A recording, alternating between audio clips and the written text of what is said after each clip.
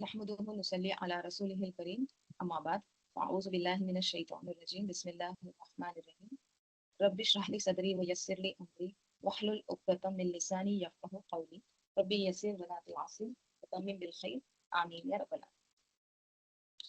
سورة التكاثر.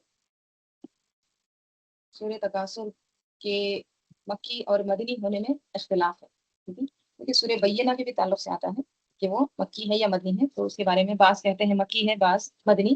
तो इसी तरह ये भी सूरा मदनी और मक्की होने के दरमियान इसमें इख्तिलाफ है.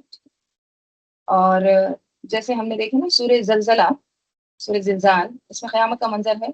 उसके बाद फिर आदियात, उसमें हुब्बे दुनिया का जिक्र है, ठीक है, दुनिया की मोहब्बत का. फिर उसके बाद सूर्य आर्या, उसमें भी क़यामत का मंजर है. फिर अब आ रहा है तकासुर, इसमें भी दुनिया की मोहब्बत. तो एक सीक्वेंस, दुनिया की मोहब्बत क़यामत, दुनिया की मोहब्बत क़यामत, राइट, इस तरह का सीक्वेंस आ रहा है. तो यहाँ भी इस सूरे में भी दुनिया की मोहब्बत के बारे में और उसकी दुनिया हासिल करने की जो एक दूसरे में कंपटीशन लगी हुई है, तो उसके ताल्लुक से यहाँ पर हम देखें. तो आऊज़ु बिल्लाहि मिनश शैतानिर रजीम बिस्मिल्लाहिर रहमानिर रहीम. अल्हाकुमुत तकासुर. अल्हाकुम, अलहा युल्ही, लहू से है, लाम हा वाव, ठीक है. और अल्हा के माने होते हैं ज्यादा जरूरी चीज से गाफिल करना, ज्यादा अहम चीज होती है ना, उससे गाफिल हो जाना, ये होता है अल्हाकुम, ठीक है. ये कुम तो यहाँ पर मफूल है, जमीर. तो गाफिल किए रखा तुमको. अब तकासुर किसने? तकासुर ने, कसरत ने. और तकासुर तफाउल से है, तो इसमें बाहम माने आते हैं. दो ग्रोह या दो ग्रुप या दो अफराद, दो पार्टीज, वो एक दूसरे के साथ क्या करते हैं? मुकाबला करते हैं, ठीक है. तो एक दूसरे से बढ़कर कसरत हासिल करने की धुन ने गाफिल कर रखा है तुम सबको, ठीक है. यानी बाहम कसरत की हिरस, ज्यादा हासिल करने की हिरस ने तुमको अल्लाह गाफिल कर दिया, ठीक है. तो अब देखिए, यहाँ पर बहुत अहम बात बताई जा रही है, और वो क्या है कि तुम्हारे दरमियान एक चीज है अत्तकासुर, उसकी वजह से तुम अहम चीजों को गाफिल, अहम चीजों से गाफिल हो गए, ठीक है. तुम्हें ज्यादा से ज्यादा हासिल करने की ख्वाहिश ने गफलत में डाल दिया. इंसान के अंदर हमेशा ये एहसास रहता, मेरे पास इतना ही है, मुझे और चाहिए, मुझे और चाहिए, मुझे ज्यादा चाहिए. तो ये जो ख्वाहिश है ना, ये इंसान के जहन पर हर वक्त सवार है, ठीक है. और वो जो ज्यादा अहम चीजें होती है ना, वो उसको, ठीक है, उसको सोचना ही छोड़ देता है. उसके लिए ज्यादा अहम क्या बन जाती है? फिर तकासुर, ठीक है. तो तकासुर का पहला मतलब क्या है? ज्यादा से ज्यादा हासिल करने की ख्वाहिश. दूसरा इसका एक मीनिंग ये आता है कि ज्यादा चाहना, ठीक है. इन्हें ज्यादा पहला मीनिंग ज्यादा हासिल करने की ख्वाहिश, राइट, ज्यादा हासिल करना. दूसरा ज्यादा हासिल करने में मुकाबला करना, कंपटीशन करना, ठीक है. उसके पास मुझसे ज्यादा क्यों है, उसकी नौकरी मेरी नौकरी से ज्यादा क्यों अच्छी, उसकी गाड़ी इतनी नई क्यों है, मेरी क्यों पुरानी, उसका घर बड़ा क्यों है, ठीक है, उसको प्रमोशन मिला, मुझे क्यों नहीं मिला. तो ये मुकाबला है ना, ये हमेशा उसके जहन पर सवार रहता है. पहली चीज क्या होती है? ज्यादा हासिल करना. दूसरा, दूसरों से मुकाबला करना, मेरे पास कम है, उसके पास ज्यादा, ठीक है. ये सिर्फ बड़ी बड़ी चीजों में नहीं, छोटी छोटी चीजों में भी इंसान बाज़ औक़ात कॉम्पिटिशन करता है. उसके पास ये है, मेरे पास ये नहीं. मसलन किसी के पास चेयर है मामूली सी, उसके पास इतनी अच्छी चेयर है ऑफिस में, मुझे क्यों ऐसी चेयर मिली, राइट. या फिर उसके घर में वो देखो छोटी सी चीज है, जैसे झाड़ू है, मॉप है, इतना अच्छी क्वालिटी का है, मेरे पास ऐसा क्यों. तो यानी बड़ी बड़ी चीजों के साथ साथ छोटी छोटी चीजों में भी वो क्या करता है? दूसरों से मुकाबला करता है, कंपैरिजन करता है अपना, ठीक है.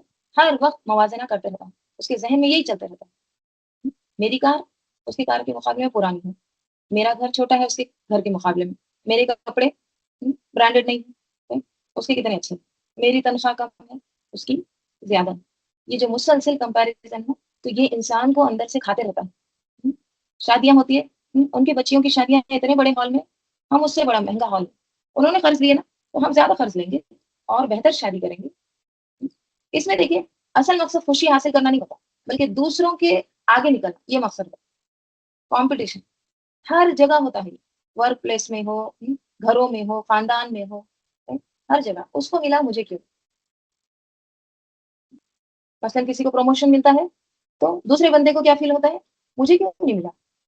हालांकि देखिए, उसके प्रमोशन से तुम्हारी रोजी में कोई कमी नहीं होती, مگر انسان کے اندر وہ کمپیریزن کی جو آگ رہتی ہے نا وہ پہلے سے موجود رہتی ہے، تو وہ اس کو کیا کرتا ہے، وہ کمپیئر کرتا ہے، اس کی سیلری تو کچھ کم نہیں ہے، دوسرے کی بڑی ہے، تو یہ کیا کرتا ہے، یہ اپنے آپ کو ہمیشہ کمپیریزن کر کے کیا کرتا ہے، دھلاتے رہتا ہے، پھر یہ آگے بڑھ کر حسد ہو جاتا ہے، اور یہ صرف بڑوں میں نہیں بچوں میں بھی ہوتا ہے، چھوٹے بچوں کو آپ دیکھیے، ٹیچر نے مثلاً بچے کو اسٹار دی، اب دوسرے بچے کو اسٹار نہیں ملا، ٹھیک ہے، اب وہ اپسیٹ ہو جاتا، حالانکہ پہلے بچے کو جو اسٹار ملا ہے نا اس سے یہ دوسرے بچے کا کوئی نقصان نہیں، لیکن بچہ دل میں کیا کہتا ہے کہ مجھے بھی وہی چاہیے جو اس کو ملا، تو اللہ تعالیٰ یہ جو انسان کی فطرت میں یہ جو چیز ہے نا اس کی طرف اشارہ کر رہے ہیں، پہلی چیز زیادہ حاصل کرنے کی خواہش، اور چاہیے، دوسری چیز دوسروں سے مقابلہ، اور ایک تیسری چیز آتی ہے تکاثر میں، اور وہ کیا ہے، زیادہ پا کر ایک دوسرے پر فخر جتا، فخر کرنا، یعنی انسان صرف مال نہیں رکھتا بلکہ لوگوں کو بتانا بھی چاہتا ہے کہ دیکھو میرے پاس کیا کیا ہے، کوئی اگر پوچھ بھی نہیں رہا نا تو بھی ذکر چھیڑ دیتا ہے، آپ کو پتا ہے میرے پاس نئی کار ہے، میں نے فلاں نئی کار لی، آپ کو پتا ہے میں وہ یونیورسٹی سے گریجویٹ ہوں، تو انسان کیا چاہتا ہے کہ اپنے پاس جو ہے، جو چیزیں اس نے حاصل کیا ہے، زیادہ پا کر جو لیا ہے اس کو شو آف بھی کرے، پھر تکاثر کا ایک اور معنی یہ ہے کہ یہ بیماری سب میں مشترک ہے، سب میں ایک جیسی ہے، تو یہ باب تفاعل میں ہے، جس میں دو گروہ رہتے ہیں، یا دو پارٹیز رہتے ہیں، یا دو افراد رہتے ہیں، دونوں فائل رہتے ہیں، دونوں فائل ہے مطلب دونوں بھی کثرت حاصل کرنے والے ہوتے ہیں، جیسے دیکھیے ٹگ آف وار رہتا ہے، ہاں، اب وہ ٹگ آف وار میں کیا رہتا ہے، رسی کو کھینچتے ہیں دونوں سائڈ سے، یہ بھی کھینچ رہا ہے یہ بھی کھینچ رہا ہے، تو یہ دونوں بھی فائل ہے نا، دونوں بھی کام کر رہے ہیں، تو یہ ہے تفاعل باب، تو تکاثر میں یہ بھی کثرت حاصل کرنے کی اور اس کو مقابلہ کرنے کی کوشش کر رہا ہے، فخر جتانے کی کوشش کر رہا ہے، دوسرا پارٹی بھی وہی کر رہا ہے، دوسرا فرد بھی وہی کر رہا ہے، دونوں اس بھاگ دوڑ میں برابر کے شریک، اگرچہ رنگ الگ ہو، نسل، زبان، مذہب، سب مختلف ہو، تب بھی کیا چیز کامن ہے، یہ ہر انسان کو زیادہ چاہیے، کوئی بھی مکمل طور پر مطمئن نہیں، کمپٹیشن میں لگا ہوا ہے، خواہش اسی میں کیا کر رہا ہے، ریس کر رہا ہے، اور زیادہ اہم چیز سے الحاکم غافل،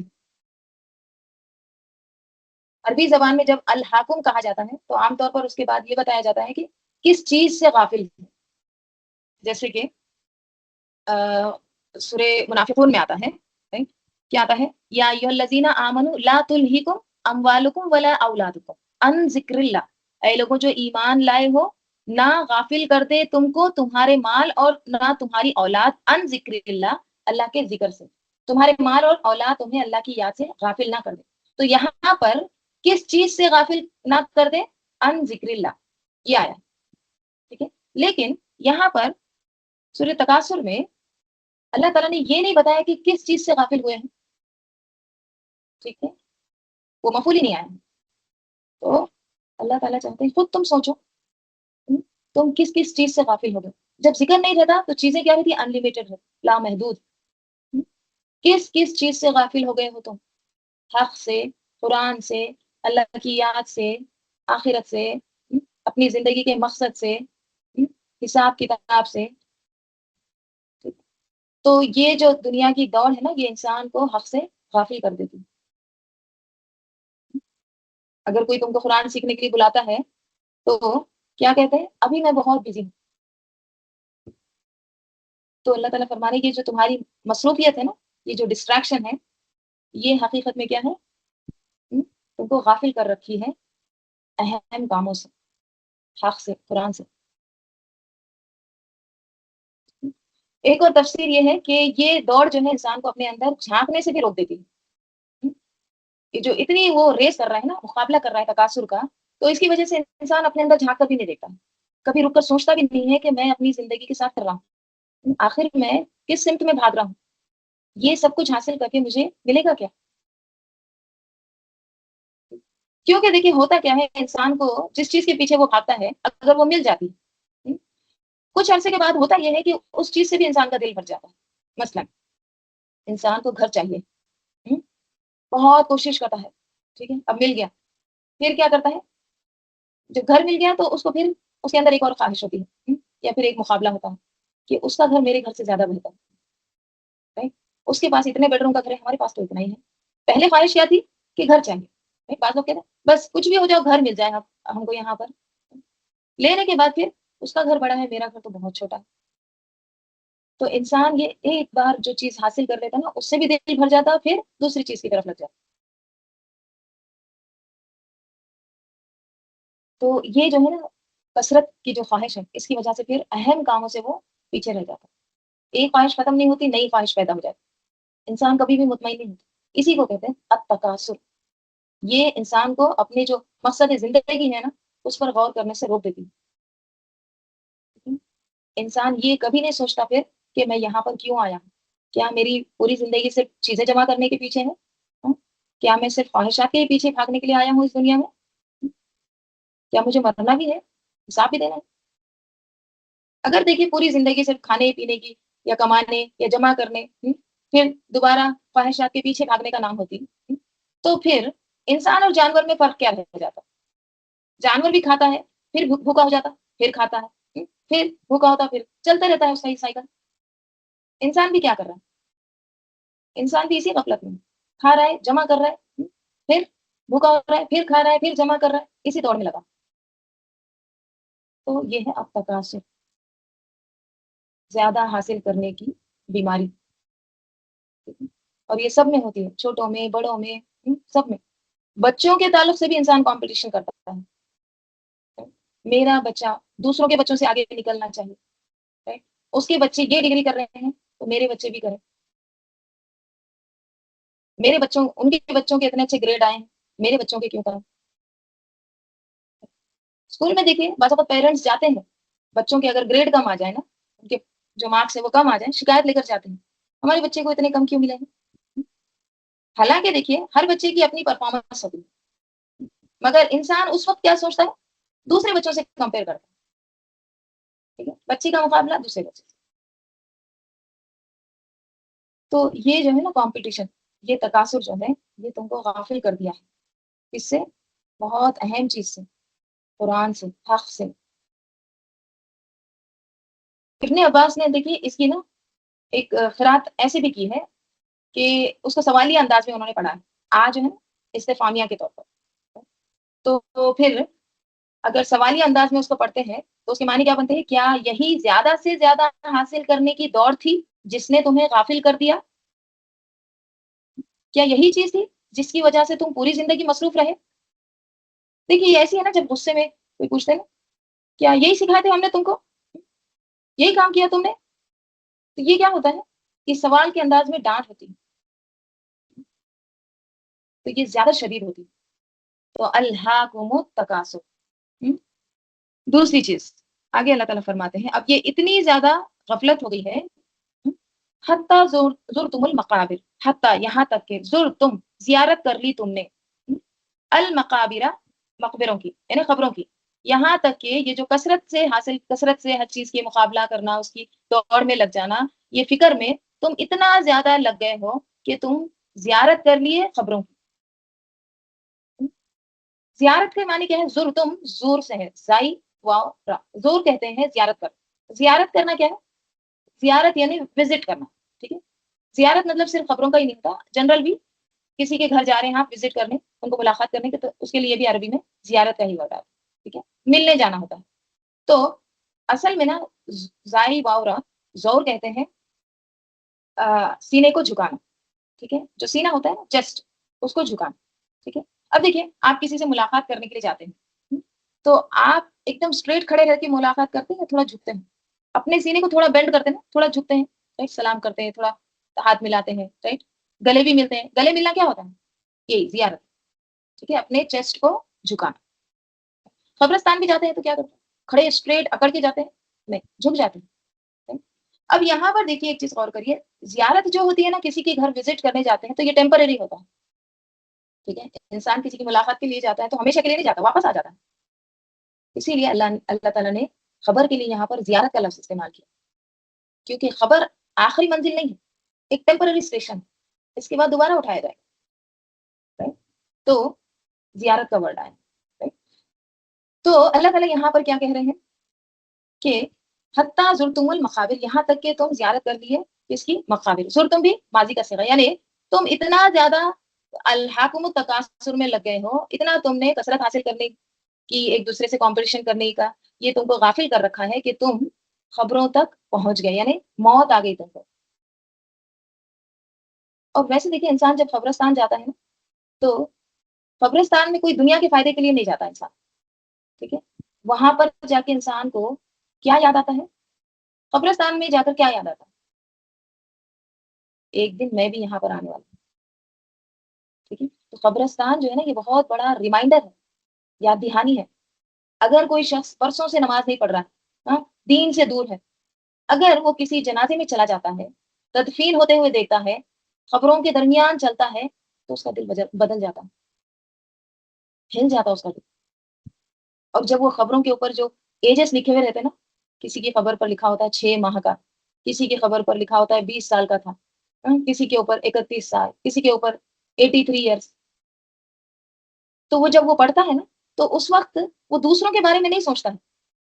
اس وقت وہ کیا سوچ رہا ہوتا ہے؟ ایک دن میری خبر بھی یہاں ہوگی، اس پر بھی اسی طرح لکھا ہوگا. تو قبرستان جو ہے نا یہ ایک خاموش ریفلیکشن ہے، یاد دہانی ہے.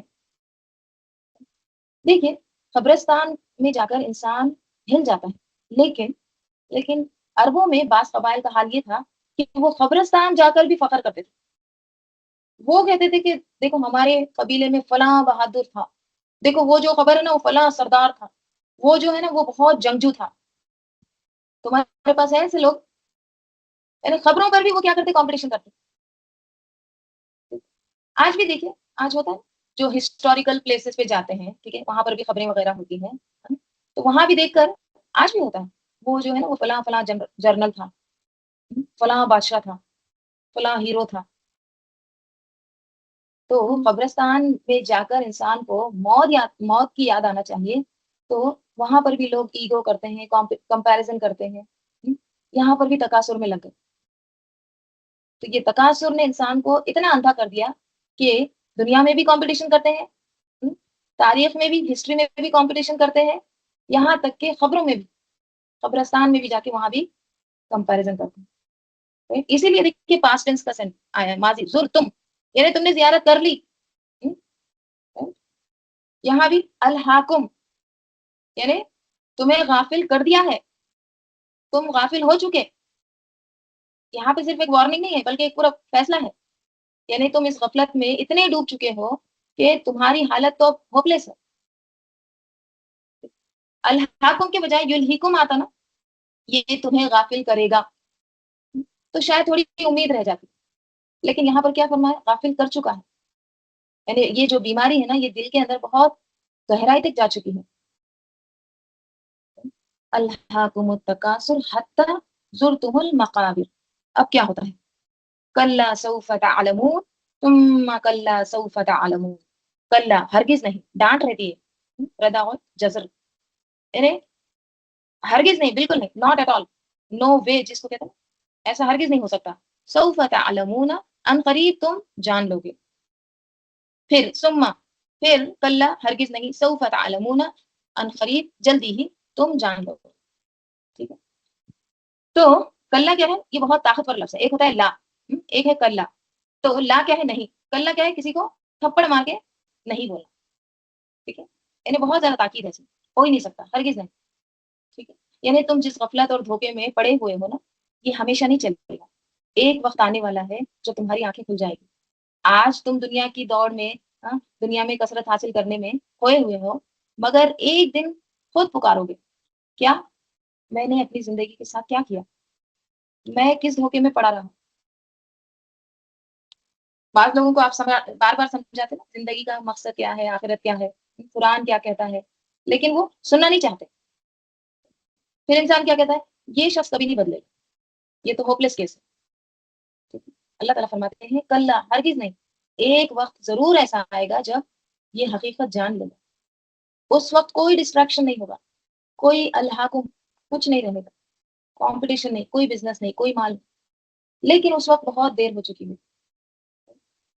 کل سوف تعلم، بہت جلدی تم جان لو. سوفا جو ہے نا مستقبل کے لیے آتا ہے، فیوچر پہ، جلدی، ان قریب، یعنی موت تمہارے بہت قریب ہے، کیونکہ جیسے انسان کی موت آتی ہے ویسے اس کی قیامت شروع ہو جاتی ہے۔ تو جیسے انسان خبر میں داخل ہوتا پھر حقیقتیں کھلنا شروع ہوتی ہیں۔ جیسے وہ علی رضی اللہ عنہ کا ایک قول ہے نا، کیا ہے؟ الناس نیامن، لوگ سوئے ہوئے ہیں، فیضا ماتو، جب وہ مر جائیں گے، انتبہو، تو وہ جاگیں گے۔ دنیا میں ابھی لوگ سوئے ہوئے ہیں کہتے ہیں، ٹھیک ہے، ابھی دنیا میں لوگ سوئے ہوئے ہیں، خواب میں ہیں، right؟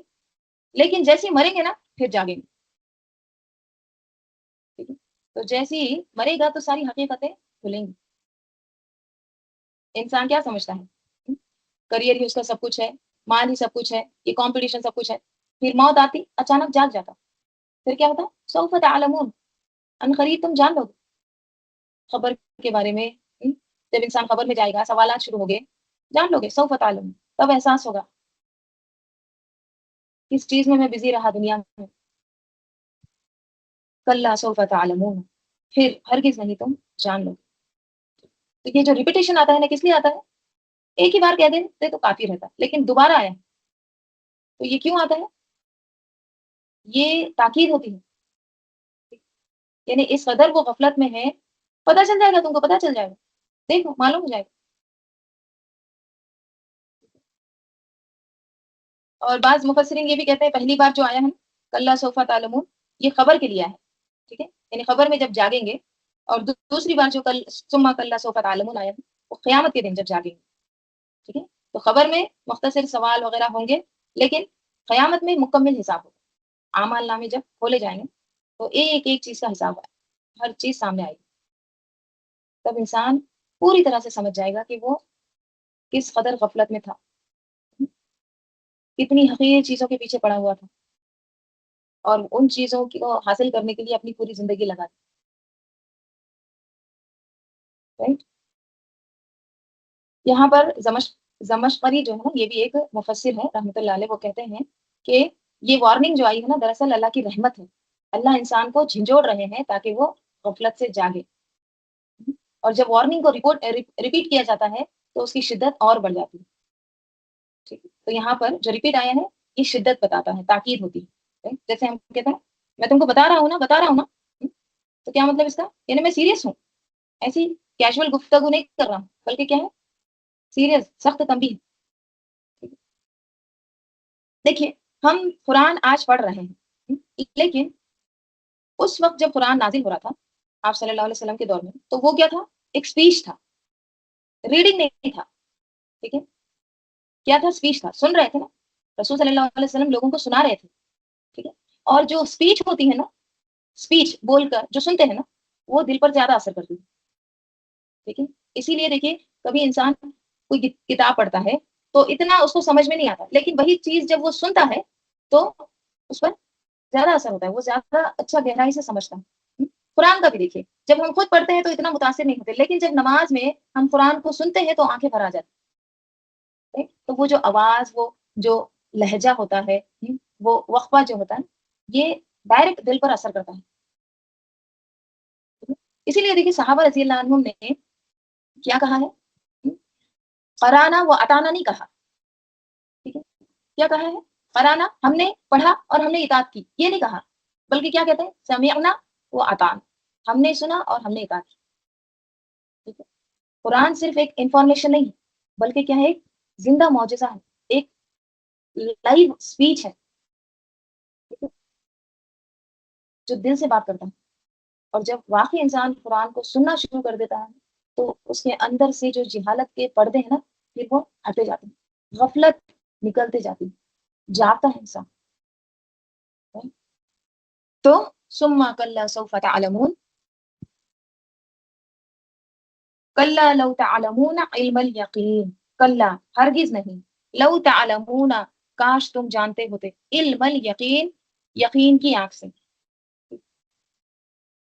اب یہاں پر یقین یہ بہت امپورٹنٹ ورڈ ہے، اس کو تھوڑا سا دیکھتے ہیں۔ دیکھیے، یقین جو ہے نا، اس کے بھی درجات ہوتے ہیں، ٹھیک ہے۔ یقین، یقین کیا ہے؟ یقین کرنا، بلیف کرنا، ٹھیک ہے۔ ایک ہوتا ہے علم الیقین، یقین کا علم جو یہاں پر آیا، دوسرا ہوتا ہے عین الیقین، اور آگے آئے گا، ٹھیک ہے، آیت نمبر 7۔ ایک ہوتا ہے حق الیقین، ٹھیک ہے، تو حق الیقین کہیں اور جگہ آیا ہے، ٹھیک ہے، تو یہاں پر علم الیقین، عین الیقین یہ آئے، ٹھیک ہے۔ تو یقین کیا ہے؟ ہاں، یقین صرف جان لینا نہیں ہوتا، بلکہ کیا ہے، ایک دم پختہ طریقے سے کنوکشن کے ساتھ اس کو ماننا، ایسا کسی چیز کو ماننا کہ دل میں کوئی شک ہی نہ رہے، یہ ہوتا ہے یقین، ٹھیک ہے۔ امام راغب رحمۃ اللہ علیہ فرماتے ہیں یقین ایسا علم ہے جو معلومات سے کہیں زیادہ بلند ہے، یعنی صرف سن لینا یقین نہیں ہے، ٹھیک ہے، کیا ہے؟ ایسا سننا کہ اندر سے دل مطمئن ہو جائے، جب دل مطمئن ہو جاتا نا پھر وہ یقین پیدا ہوتا ہے، ٹھیک ہے۔ تو بعض علماء نے یقین کی دو خاص نشانیاں بیان کی ہے۔ پہلی، انسان اس حقیقت پر اتنا مطمئن ہو جائے کہ بار بار اس پر شک نہ کرے۔ دوسری، وہ حقیقت دل کے اندر اتر جائے، انسان کے وجود کا حصہ بن جائے، ٹھیک ہے؟ مثلاً کوئی اگر کہتا ہے کہ آخرت ہو سکتی ہے آخرت، یہ یقین نہیں، لیکن اگر انسان اس طرح یقین رکھے جس طرح مجھے اپنے وجود کا یقین ہے نا، اسی طرح آخرت کا یقین ہے، میرا ایگزسٹنس ہے، میں ہوں نا، الائیو ہوں میں، اسی طرح آخرت بھی، تو یہ ہوتا ہے یقین، ٹھیک ہے۔ یقین کے لیے، یہ موت کے لیے دیکھیے یقین ورڈ آیا ہے قرآن میں، ہے نا، وَاعْبُدْ رَبَّكَ حَتَّى يَأْتِيَكَ الْيَقِينُ، اپنے رب کی عبادت کرتے رہو یہاں تک کہ تمہارے پاس یقین آ جائے۔ تو یہاں پر کیا ہے؟ یقین سے مراد موت، کیوں؟ کیونکہ دنیا میں موت ایک ایسی حقیقت ہے جس کو کوئی بھی جھٹلاتا نہیں، کوئی بھی شک بھی نہیں کرتا ہے موت کے تعلق سے، کافر ہو مومن ہو، سب موت کو مانتے ہیں، ایسے نہیں مانتے ہیں بلکہ یقین کے ساتھ اس کو پخت ایک دم کنوکشن ہوتا ہے کہ موت آنے والی، اسی لیے موت کو کیا کہا گیا؟ یقین۔ اب دیکھیے بعض لوگ آخرت کے تعلق سے کیا کہتے ہیں، ہاں بہت انٹرسٹنگ آئیڈیا ہے، ہو سکتا ہے، ٹھیک ہے، مگر دل قبول نہیں کرتا، ٹھیک ہے، وہ ہے، ہو سکتا ہے، ممکن ہے، لیکن پتہ نہیں دل میں کچھ اطمینان نہیں، ٹھیک ہے، تو یہ جو ہے نا، یہ یقین نہیں، یہ کیا ہے؟ پھر شک ہے۔ تو جب تک دل کنونس نہیں ہوتا نا، اطمینان نہیں آتا نا، تو وہ یقین میں یقین نہیں ہو سکتا، ٹھیک ہے۔ جیسے اللہ تعالیٰ سورہ جاسیہ میں کیا فرماتے ہیں، وما نحن بمستيقنين، ہم یقین رکھنے والے نہیں، یعنی علم ہے، سن لیا، مگر دل تک نہیں پہنچا، ٹھیک ہے۔ اب دیکھیے یقین کے 3 درجے، ٹھیک ہے، علم الیقین، اب اس کو ایک مثال سے سمجھتے ہیں۔ سب سے پہلا کیا ہے؟ علم الیقین، دوسرا کیا ہے؟ عین الیقین، تیسرا حق الیقین۔ مثلا آپ کو آپ کے کمرے میں بیٹھے ہیں، ٹھیک ہے، آپ کو آپ کے ونڈو میں سے کہیں دور دھواں نظر آ رہا ہے، ٹھیک ہے، ٹھیک ہے، دور سے دھواں دھواں نظر آ رہا ہے، اسموک نظر آ رہا ہے، ٹھیک ہے، لیکن آپ نے فائر دیکھے نہیں ہے، آپ کیا کہتے ہیں؟ آپ کہتے ہیں کہ وہاں پر آگ لگی ہوگی، ٹھیک ہے، آپ نے دیکھا نہیں ہے، صرف آپ کی کیا ہے؟ آپ کو ایک علم ملا، ٹھیک ہے، مثلا آپ نے ٹی وی پر نیوز سنے، اب آپ ٹی وی پر نیوز سنے ہیں کہ فلاں ایریے میں یا فلاں سٹی میں آگ لگی، ٹھیک ہے؟ تو آپ کے علم میں آ گیا، لیکن آپ نے وہاں پر جا کے نہیں دیکھی، تو یہ کیا ہے؟ علم الیقین، ٹھیک ہے۔ جیسے ہوتا ہے نا رات کو بارش ہوتی ہے، صبح میں اگر آپ کو زمین گیلی نظر آتی تو آپ کیا کہتے ہیں؟ کہ رات کو بارش نہیں ہوگی، تو یہ کیا ہے؟ علم الیقین۔ اب دیکھیے دوسرا درجہ کیا ہے؟ عین الیقین۔ عین الیقین کیا ہے؟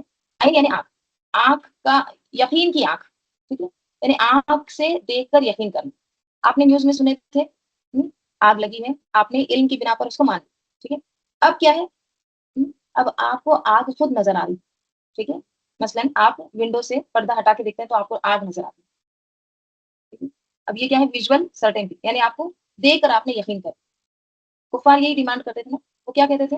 ہم دیکھیں گے تو مانیں گے، جنت دکھاؤ، جہنم دکھاؤ، قیامت دکھاؤ، یعنی ان کو علم الیقین کافی نہیں تھا، عین الیقین چاہیے۔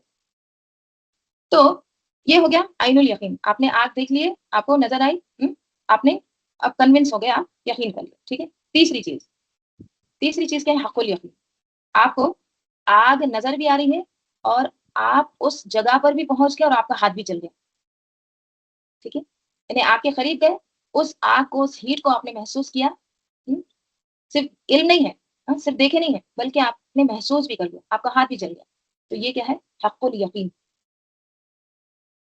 اللہ تعالیٰ دنیا میں بھی انسان کو اس طرح سے ٹیسٹ کراتے ہیں، اور یہ حق الیقین کب آتا ہے؟ حق الیقین ایک دم پوری طرح سے کنوینس، جب قرآن دل میں اترتا ہے، ٹھیک ہے، جب عبادت میں انسان اللہ کی قربت محسوس کرتا ہے، ٹھیک ہے، تو وہ پورا صلاحیت کر جاتا ہے. یہی وہ کیفیت ہے نا جسے رسول صلی اللہ علیہ وسلم نے حدیث جبرائیل میں احسان کی جو حدیث ہے نا اس میں فرمایا کہ اللہ تعالیٰ کی عبادت ایسے کرو گویا کہ تم اسے دیکھ رہے. حق الیقین یعنی ایک ایسا اسٹرانگ احساس ہونا ہے کہ سامنے حقیقت ہے موجود، یہ فیل ہونا حق الیقین کی کیفیت. قرآن اپنے بارے میں کیا فرماتا ہے؟ وَإِنَّهُ لَحَقُّ الْيَقِينِ، بے شک یہ یعنی قرآن حق الیقین ہے، یعنی صرف انفارمیشن نہیں ہے بلکہ کیا ہے؟ حقیقت ہے جو دل میں اترتی ہے. ٹھیک ہے، تو علم الیقین صرف علم کی بنا پر، عین الیقین آپ نے دیکھا ہے لیکن ابھی محسوس نہیں کیے، حق الیقین آپ نے پورا فیل کیا. ٹھیک ہے؟ تو یہاں پر اللہ تعالیٰ کیا فرما رہے ہیں؟ اللہ تعالیٰ فرما رہے ہیں کہ کلا لو تعلمون علم الیقین، ہرگز نہیں، کاش تم جانتے ہوتے علم الیقین، علم یقین سے، کاش تم نے علم یقینی علم کے ساتھ جان لیا ہوتا کہ دنیا کی مال کی حقیقت کیا ہے. دنیا میں یہ جو غفلت میں پڑے ہوئے ہیں دنیا کی ہرس میں، تو اس کی حقیقت اگر تم جان لیتے علم الیقین سے، رائٹ، پھر کیا کہا جا رہا ہے؟ لا ترون الجحیم، لا ترون، لام تاکید نون ثقیلہ، ضرور ضرور یقیناً، تین تاکید ہوتی ہیں، لام ہے تاکید کا ایک تاکید، ٹھیک ہے، نون مشدد میں دو نون ہے، ٹھیک ہے، تو وہ دو نون کی تاکید، ضرور ضرور یقیناً تم دیکھو گے اس کو، الجحیم، جہنم کو، یعنی تم جہنم کو دیکھ کر رہو. جہنم جو ہے نا جہنم سے نکلا ہے، جیم حامیم، جہیم یا جہنم کہتے ہیں اس خوفناک گھورنے کو جیسے شیر اپنے شکار کو کھانے سے پہلے گھورتا. ٹھیک ہے، جہنم کیا ہے؟ ایسا گھورنا جیسے شیر اپنے شکار کو کھانے سے پہلے گھورتا ہے، وہ بہت ایک خوفزدہ کر دیتا اپنے شکار کو، ایسا وہ اسٹیر کرتا کہ وہ کہیں بھاگ بھی نہیں پاتا. تو گویا جہنم صرف آگ نہیں بلکہ ایسی ہولناک حقیقت ہے جو انسان کو اپنی طرف گھورتے ہوئے نظر آئی. پھر انسان کیا ہو جائے گا؟ بے بس. تو لترون الجحیم، تم یقیناً یقیناً یقیناً جہنم کو دیکھو گے. اتنی تاکید، یعنی تم میں سے کوئی ایسا نہیں ہے مگر وہ جہنم کے پاس سے ضرور گزرے گا. مومن بھی گزریں گے نا، ہر کوئی وارد ہوں گے جہنم کے اوپر سے، وہ پل صراط پر سے. اچھا، مومن جب گزریں گے نا، کافر تو گزریں گے ہی، گریں گے بھی نیچے، لیکن جب مومن گزریں گے نا جہنم کے اوپر سے، ٹھیک ہے، تو ان کو کیوں گزارا جائے گا مومنوں کو؟ علماء یہ کہتے ہیں کہ مومن بھی جہنم کو دیکھے گا، کیوں؟ تاکہ اس کو احساس ہو کہ اللہ تعالیٰ نے مجھے اتنی خطرناک چیز سے بچا لیا، ایسے ہولناک انجام سے بچا لیا، وہ شکر گزاری کرے گی. اور بعض یہاں پر یہ مراد دیتے ہیں کہ یہ ترون وہ دیکھ لیں گے، کون؟ کافر. ٹھیک ہے، بعض یہ مراد دیتے ہیں کہ مومن بھی دیکھیں گے، یعنی پوری انسانیت ہے اس سے مراد، ہوم سے ترون میں وہ دیکھیں گے یعنی تمام انسانیت، مومن کافر سب. اور بعض علماء کہتے ہیں کہ صرف یہاں پر کافر مراد ہے، کیونکہ سورہ ابتدا کس سے ہو رہا ہے؟ الحاکم التکاثر، یعنی جو ان لوگوں کے لیے جو دنیا کی دوڑ میں گم ہو گئے، زیادہ حاصل کرنے کی دوڑ میں جو تمہیں غافل کر دیا. تو اس تعلق سے وہ کہتے ہیں کہ اس سے مراد کفار ہے. اللہ تعالیٰ عنہ. پھر اللہ تعالیٰ فرماتے ہیں ثم لا ترونها عین الیقین، ثم پھر سے مزید تاکید، لام تاکید نون ثقیلہ، لا ترونها، ضرور ضرور یقیناً تم دیکھو گے اس کو، اس کو؟ جہنم کو، عین الیقین، کیسے دیکھو گے؟ یقین کی آنکھ سے. اب یقین کی آنکھ آپ کو سمجھ میں آ گیا کیا میننگ ہے اس کا؟ یعنی تم نے دیکھے، فائر لگی ایک دم. ٹھیک ہے، تو پہلے تو تم کو علم الیقین دیا گیا تھا، قرآن آئی، وحی آئی، دلائل سب تمہارے سامنے تھے، تم کہتے تھے کہ دیکھیں گے تو مانیں گے. اللہ تعالیٰ فرماتے ہیں ٹھیک ہے، ایک دن تم ضرور ضرور یقیناً دیکھ لو، عین الیقین حاصل ہوگا، لیکن اس وقت بہت دیر ہو چکی ہو، اس وقت ایمان لانا کچھ فائدہ نہیں. ٹھیک ہے، تو تم اپنی آنکھوں سے جہنم کو دیکھ رہے ہو. اب سب سے دیکھیے سورہ کی آخری اور ایک دم خوفناک آیت آ رہی، اور وہ کیا ہے؟ ثم لتسألن یومئذ عن النعیم، ثم پھر لتسألن ضرور ضرور یقیناً، لام تاکید ہونے سکین، تین تاکید، یقیناً یقیناً یقیناً پکی باقی بات ہے تم سے ضرور سوال کیا جائے گا یومئذین اس دن، کس کے بارے میں؟ عن النعیم، نعمتوں کے بارے میں، لازماً یقیناً تم سے یقینی طور پر پوچھا جائے گا۔ اللہ تعالیٰ نے یہاں پر یہ نہیں فرمایا کہ تم جہنم میں ڈالے جاؤ گے، بلکہ کیا فرمایا؟ تم سے سوال ہوگا۔ تو اصل خوف صرف سزا کا نہیں ہے، بلکہ کیا ہے؟ اللہ کے سامنے جواب دہی کا ہے۔ جیسے وہ حدیث کا مفہوم آتا ہے، جس سے قیامت کے دن حساب لیا گیا وہ ہلاک ہو گیا۔ اب یہاں سوال گناہوں کے بارے میں نہیں ہو رہے، کس کے بارے میں سوالات پوچھے جائیں گے؟ عن النعیم، نعمتوں کے بارے میں۔ نعیم جو ہے نا، یہ کیا ہے؟ صفت مشبہ، ٹھیک ہے، یعنی مسلسل نعمتیں، مسلسل راحتیں، کنٹینیوس آسائش، یعنی کھانا پینا، گھر، کپڑے، صحت، آنکھیں، کان، نیند، آرام، ٹھنڈی ہوا، موبائل، انٹرنیٹ کی فیسلٹی، یہ سب نعیم ہے۔ تو ان تمام چیزوں کے بارے میں ضرور ضرور یقیناً تم سے سوال کیا جائے گا۔ اب یہ چیزیں جو ہوتی ہیں نا، انسان اس کا اتنا عادی ہو جاتا ہے کہ اس کو احساس بھی نہیں رہتا کہ کتنی بڑی نعمت ہے۔ آپ نل کھولتے ہیں، پانی آ جاتا ہے۔ آپ کبھی سوچیں گے کہ کتنے سارے لوگ ایسے ہیں جن کو پانی میسر نہیں؟ آپ آنکھیں کھولتے ہیں، آپ کو نظر آتا ہے، ڈفرنٹ ڈفرنٹ کلر نظر آتے ہیں۔ دیکھیے آنکھوں میں کیا چیز اللہ تعالیٰ نے رکھی ہے کہ آپ کو کلرز نظر آتے ہیں، بلو ہے تو بلو نظر آئے گا، ریڈ نظر آتا ہے۔ دیکھیے اپنے اطراف کلر کلر کی رنگین چیزیں نظر آتی ہیں، کچھ بل نہیں دینا پڑتا اس دیکھنے کے لیے۔ کبھی شکر ادا کیا ہم یہ سب نعمتوں کے بارے میں؟ ایک وہ حدیث آتی ہے، بہت ہلا دینے والی حدیث ہے، اور وہ کیا ہے؟ ابو ہریرہ رضی اللہ عنہ سے روایت ہے کہ رسول صلی اللہ علیہ وسلم ایک دن یا رات گھر سے نکلے تو ابو بکر رضی اللہ عنہ اور عمر رضی اللہ عنہ بھی مل گئے، ٹھیک ہے۔ آپ صلی اللہ علیہ وسلم نے پوچھا اس وقت گھروں سے کیوں نکلے، یعنی اس وقت گھروں سے کیوں نکلے؟ انہوں نے کہا بھوک کی وجہ سے، یعنی ہم کو بھوک لگی۔ سوچیے آپ، بھوک لگی ہے، اور ایسا نہیں ہے کہ ایک دن سے بھوکے ہیں، ٹھیک ہے، کئی دن فاقہ کرتے تھے۔ نبی صلی اللہ علیہ وسلم نے فرمایا اس ذات کی قسم جس کے ہاتھ میں میری جان ہے، مجھے بھی وہی چیز نکال کر لائی ہے جو تمہیں نکال لائی۔ آپ صلی اللہ علیہ وسلم بھی بھوک کیسے نکلے؟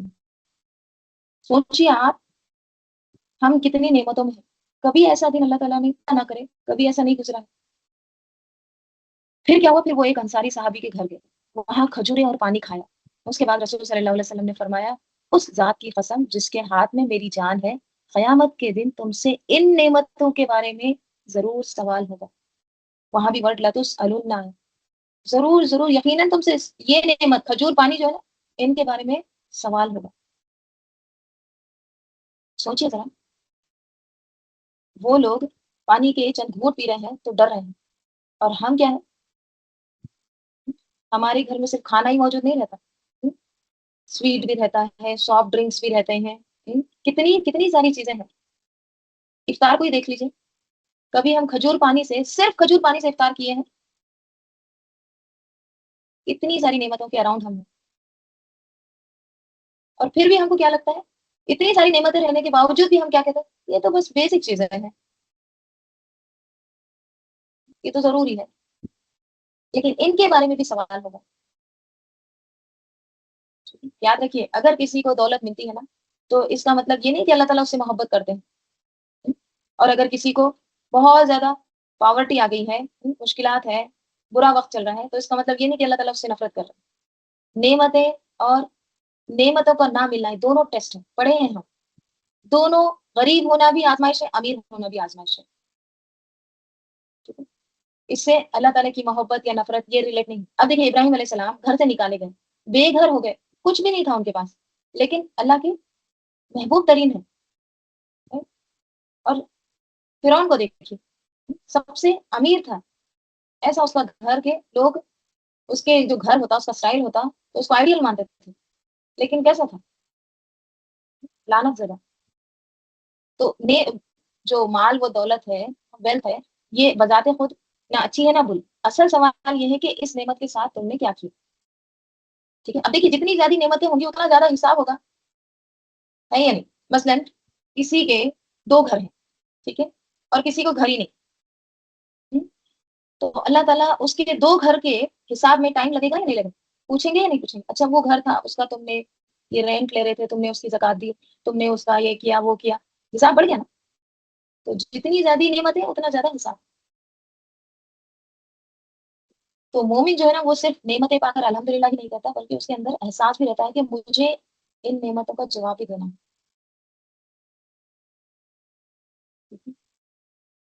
تو ثم لا تسألن یومئذ عن النعیم، ضرور ضرور یقیناً تم سے سوال کیا جائے، پوچھا جائے گا. ٹھیک ہے، جو کچھ تم کو دیا گیا تھا اس کے ساتھ تم نے کیا کیا. ہم سمجھتے ہیں اللہ تعالیٰ جو ہم کو دے رہا ہے وہ ہمارا ہے، لیکن یہ سب اللہ کا ہے. اللہ تعالیٰ قرآن میں کیا فرماتے ہیں؟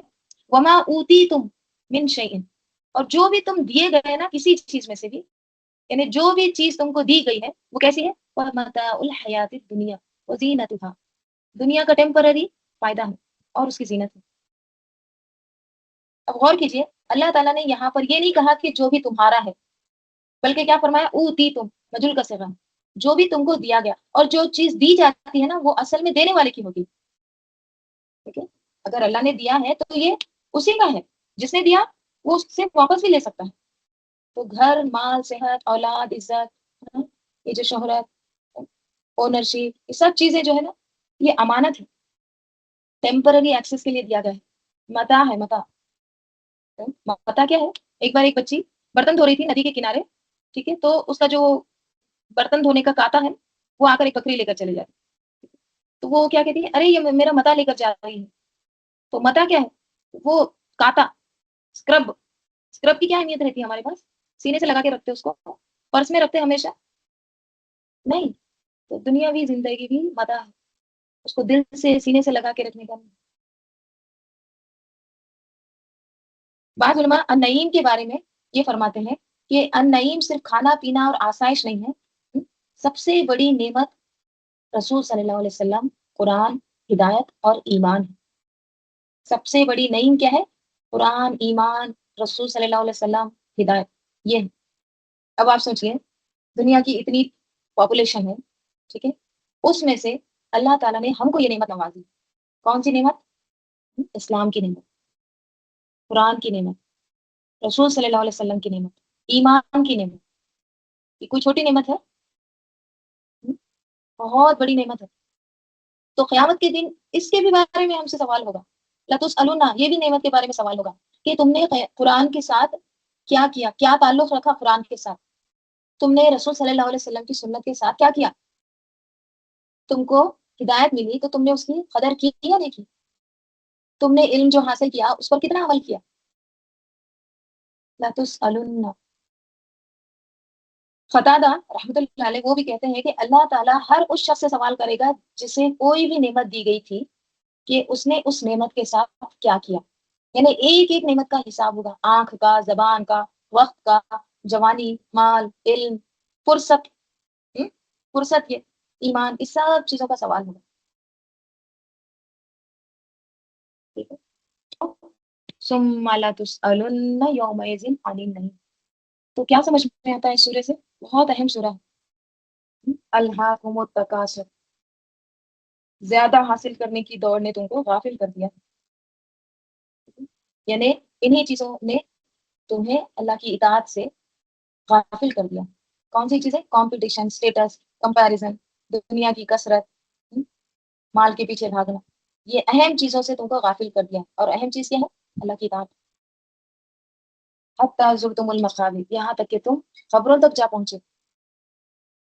یعنی دنیا کی دوڑ میں لگے رہے یہاں تک کہ موت آ گئی، زندگی ختم ہو گئی. ٹھیک ہے، زندگی ختم ہو جاتی ہے پھر انسان پیچھے پلٹ کے دیکھتا ہے، وہ پروموشن، وہ کمپیریزن، وہ جو اکٹھا کیا ہوا مال، شو آف، سب ختم. صرف کیا بچ جاتا ہے؟ اعمال. ٹھیک ہے، تو سورہ تکاثر کا اصل پیغام کیا ہے؟ دنیا کو ہاتھ میں رکھو، دل میں مت بساؤ. ٹھیک ہے؟ کیونکہ جو چیز ہم کو آج ہماری لگ رہی ہے نا وہ کل کسی اور کی ہوگی. ہم کو مٹی کے نیچے جانا. ثم لا تسألن یومئذ عن النعیم. قرآن میں دیکھیے کن کن چیزوں کو نعمتیں کہا گیا ہے، اس کے بارے میں بھی ذرا دیکھ لیتے ہیں. جیسے اللہ تعالیٰ سورہ نحل میں فرماتے ہیں वमा बिकुम मिन निअमतिन फमिन अल्लाह, और तुम्हारे पास जो भी नेमत है वो अल्लाह ही की तरफ से, यानी जो भी नेमत अल्लाह ने दिया है वो सब किधर से है, अल्लाह की अता है, ठीक है। और इतनी ज्यादा नेमतें हैं कि तुम गिन भी नहीं सकते, जैसे अल्लाह ताला फरमाते हैं व इन तउद्दू निअमतल्लाहि ला तुहसूहा, अगर तुम अल्लाह की नेमतों को गिनना चाहो तो उनको तुम अदद नहीं कर सकते, गिन भी नहीं सकते। गिन सकते क्या, आप देखिए नेमतों को आप गिन सकते हैं, अल्लाह ताला ने कितना नवाजा है अभी, नहीं कर सकते। फिर सबसे बड़ी नेमत क्या है, अल यौमा अकमलतु लकुम दीनकुम, दीन, आज मैंने तुम्हारे लिए तुम्हारा दीन कामिल कर दिया और तुम पर अपनी नेमत पूरी कर दी। तो दीन भी बहुत बड़ी नेमत है। इसी तरह देखिए, दीन की वजह से जो मुसलमानों के दरमियान मोहब्बत होती है ना, या उल्फत जो होती है ना, वो भी अल्लाह की नेमत नेमत है। कैसे, कुरान में आता है वज़कुरू निअमतल्लाहि अलैकुम, याद करो अल्लाह ताला की नेमत का जो तुम पर है, इज़ कुंतुम आदाअन, जब तुम थे दुश्मन, तो क्या किया अल्लाह ताला ने, फ़अल्लफ़, तो अल्लाह ताला ने उल्फत डाल दी, मोहब्बत पैदा कर दी, बैना कुलूबिकुम, तुम्हारे दिलों के दरमियान। नेमत, ये जो आपस की मोहब्बत है मुसलमानों के दरमियान, ये भी क्या है, एक नेमत है, इसकी, ये भी अल्लाह ताला की अता है, ठीक है। और एक जगह अल्लाह ताला फरमाते हैं, इंसान को अल्लाह ताला ने जो जिस्मानी जो आज़ाद दिए हैं, नेमतें दी हैं जिस्मानी, वो भी क्या है, अल्लाह की ही अता है। जैसे आँख, ज़बान और जो 2 रास्तों की जो पहचान कराई, अलम नजअल लहू आइनैन व लिसानन व शफ़तैन व हदैनाहु नजदैन, क्या हमने उसको 2 आँखें, 1 ज़बान, 2 होंठ नहीं दिए और हमने उसे दोनों रास्ते नहीं दिखा दिए, ठीक है। तो इंसान को जो जिस्मानी नेमत भी दी है वो अल्लाह ही की अता है। इसी तरह देखिए, समात, बसारत, दिल भी ऐसी नेमतें हैं जिनके बारे में सवाल होगा, ठीक है। इन्न समअ वल बसरा वल फुआदा कुल्लु उलाइका काना अन्हु मसऊला, बेशक समात यानी सुनने की सलाहियत, कान उससे क्या ले रहे काम, बसारत आंखें उससे क्या देख रहे हैं, फुआद दिल क्या छुपाए हैं अंदर, क्या रखे हैं, कुल्लु उलाइका काना अन्हु मसऊला, हर एक से मसऊला, सवाल किया जाएगा, हर एक इन सब चीजों के बारे में पूछा जाएगा। और अंबिया अलैहि सलाम देखिए दुआ करते थे ना, वो इन्हीं नेमतों का शुक्र अदा करने की तौफीक मांगते थे अल्लाह ताला से। जैसे दुआ क्या आती है, रब्बी औज़िनी अन अशकुरा निअमतका अल्लती अनअमत अलैया व अला वालिदैया व अन आमला सालिहन तरज़ाहु व अस्लिह ली फी ज़ुर्रियती इन्नी तुब्तु इलैका व इन्नी मिनल मुस्लिमीन। तो इससे क्या मालूम होता है कि इंसान को जितनी भी नेमतें दी गई हैं, दीन हो, ईमान हो, जिस्म हो, अक़ल, आँख, कान, सब अल्लाह ताला की अता है, अल्लाह ताला के तोहफे हैं। अल्लाह ताला ने हमको थोड़ी देर के लिए दिया है, ठीक है, रेंट पे दिया है, इसको किस तरह से इस्तेमाल करते हैं, वापस भी ले लेगा और वापस लेके सवाल भी होगा। देखिए, आप कोई चीज़ रेंट से, मसलन आप रेंट से रहते हैं, हुँ? तो जब आप रेंट से रहते हैं ना, तो आपको एक डॉक्यूमेंट को साइन करना पड़ता है, राइट? उसपे लिखा होता है कि आपको क्या-क्या नेमतें दी जा रही हैं।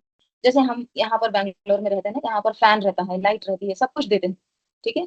ओनर की तरफ से, ठीक है? तो अब वो सब लिख के ले लेते हैं डॉक्यूमेंट में कि देखो आपको ना फैन की नेमत दी जा रही है, ठीक है? आपको ये कर्टेन्स लगाते हैं, उसके जो रॉड्स हैं वो भी नेमत दी जा रही है, ठीक है? आपको ट्यूब लाइट्स दिए जा रहे हैं, आपको ये सारी चीज़ें दी जाती हैं। ठीक है, आपको गीज़र फिट करके दिया जा रहा है, ये भी नेमत दी जा रही है।